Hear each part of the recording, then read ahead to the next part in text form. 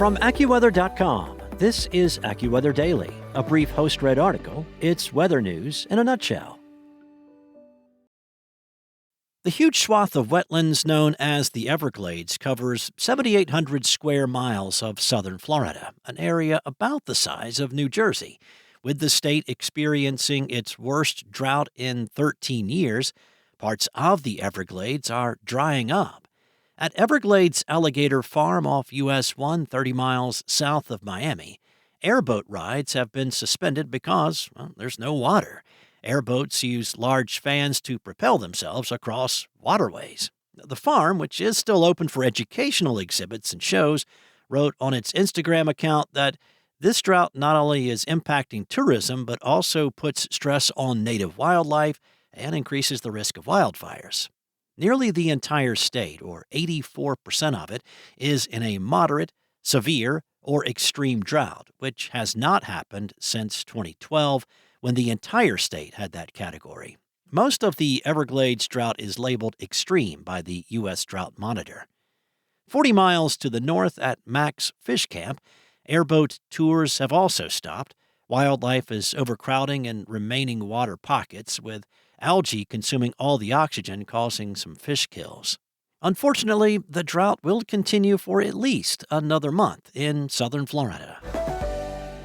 Folks in the north-central U.S. have also been dealing with dry conditions and, more recently, a surge of extreme heat, which has contributed to wildfires in the region.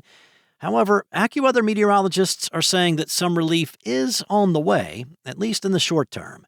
Multiple wildfires broke out in northern Minnesota earlier in the week. As of midweek, they had consumed close to 35,000 acres and were near 0% contained. The Jenkins Creek, Camp House, and Munger Shaw fires were the largest blazes active in the region. Stiff breezes, hot air, and dry brush have been the main factors contributing to the rapid spread of the fires. This, combined with widespread abnormally dry to drought conditions, exists from Minnesota westward to the Dakotas and Nebraska, as well as the eastern parts of Montana and Wyoming. But there is some good news on the way. A storm system and a strong front will push through the region during the latter part of this week, with areas of drenching rain and substantially lower temperatures.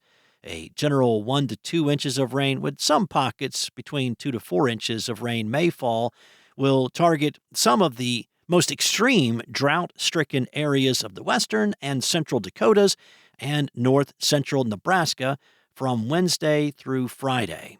The heavy rain will be preceded by severe thunderstorms with gusty winds and lightning strikes that could spark new fires. The soaking rain is just what the region needs, though, and should help ease any new fires sparked by the lightning. Farther to the east, where some of the largest wildfires are active in Minnesota, there will be severe thunderstorms centered on Thursday. Powerful wind gusts could initially fan the flames of existing fires, especially where just a little bit of rain falls. Temperatures will be slashed by 30 to 50 degrees in the wake of the front, with highs in the 80s and 90s, swapped out with highs mainly in the 50s and even lower nighttime temperatures. By the end of the week, lower temperatures and less wind with sporadic showers may help to quell the fire situation, but given the scope of the fires, they may continue to burn. Stiff breezes from the west and the northwest may pose challenges to some firefighting efforts.